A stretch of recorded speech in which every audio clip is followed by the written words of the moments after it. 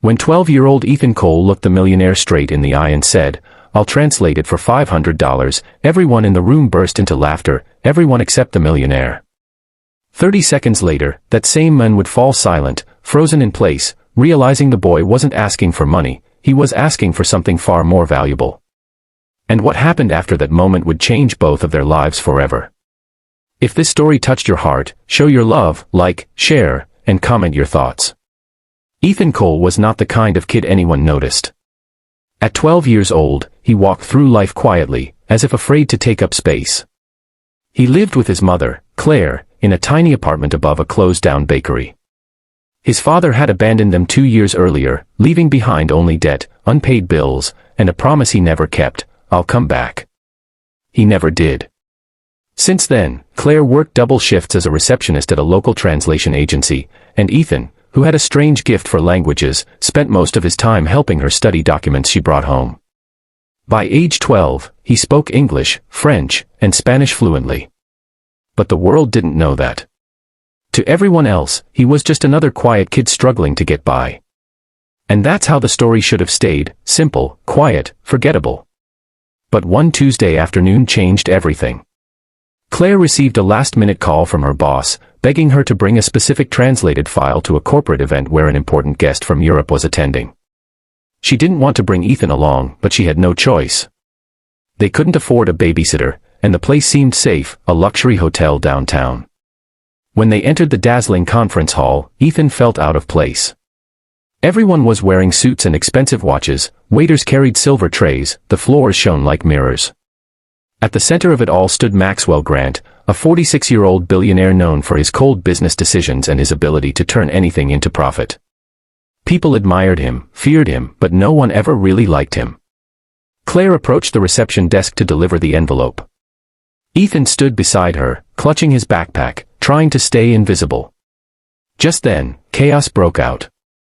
The European guest had arrived, an older man named Henrik Rousseau, who spoke very little English. The interpreter supposed to translate for him was stuck in traffic. Maxwell's face tightened. Investors were watching. Cameras were rolling. A multimillion-dollar partnership depended on this meeting. One of Maxwell's assistants looked around and then, for reasons no one would ever understand, pointed at Ethan. "This boy speaks French," she said desperately. "He helped his mom with translation work before." Claire panicked. No, he's just a kid." But Maxwell, annoyed and on the verge of losing his deal, gave Ethan a long, skeptical look. "You," he said. "Can you translate this conversation?" Ethan swallowed hard. The room felt like it was closing in on him. Everyone was staring. He could have said no. He could have stepped back. But then he remembered his mother's tired eyes last night, the bills she hid under the table, thinking he didn't notice. He stepped forward instead.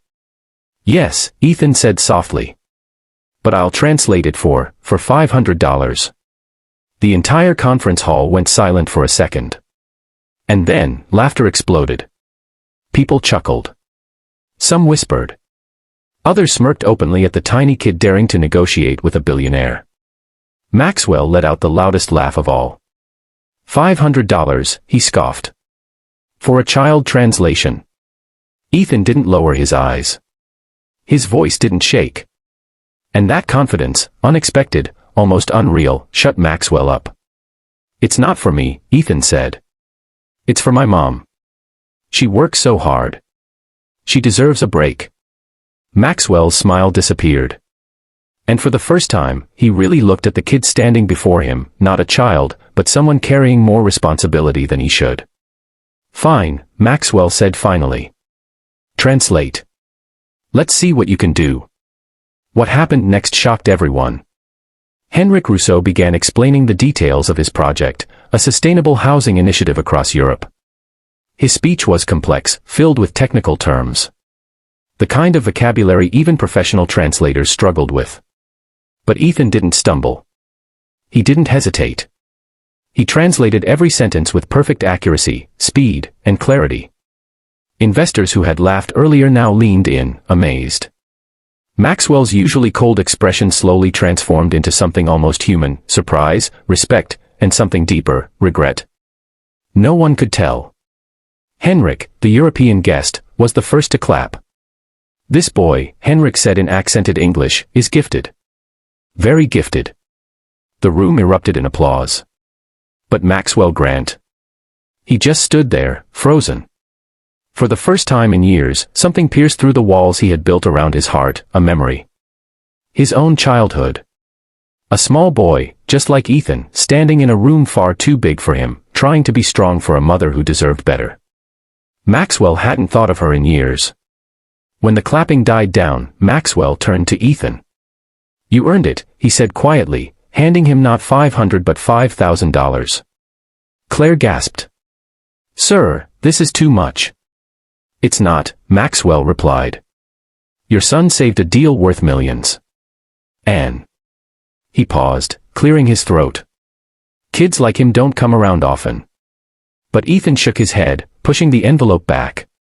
"I don't want this much," he said. "I only asked for $500. Maxwell was speechless. The boy refused money. A kid who clearly needed it. Who lived modestly. Who could have changed his life with a yes. "Why?" Maxwell whispered.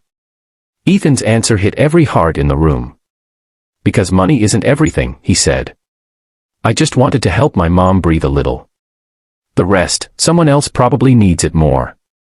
That was the moment Maxwell Grant broke. Something inside him cracked, something cold, something old, something painful. He saw in Ethan everything he once wanted to be, honest, selfless, pure-hearted. And he saw everything he had lost becoming a billionaire. He knelt in front of Ethan, leveling himself with the 12-year-old. "You taught me something today," he said. "Something I should have learned long ago." Ethan smiled gently. "What?" "That the world isn't changed by people with money," Maxwell replied. "It's changed by people with heart." What happened afterward spread across social media within hours. Maxwell didn't just pay Ethan $5,000, he offered Claire a full-time job at twice her salary, with benefits she had never dreamed of. He also created a scholarship program named the Cole Initiative, designed to support gifted children from struggling families. And Ethan became the face, not for fame, but for hope. But what touched Ethan the most wasn't the money, the job, or the recognition. It was what Maxwell whispered to him before they parted. "My mother would have been proud of a boy like you." Ethan didn't fully understand those words. Not then. But later that night, when Claire hugged him tighter than she had in years, he realized something powerful. Sometimes, the smallest act of courage can heal wounds you never knew existed.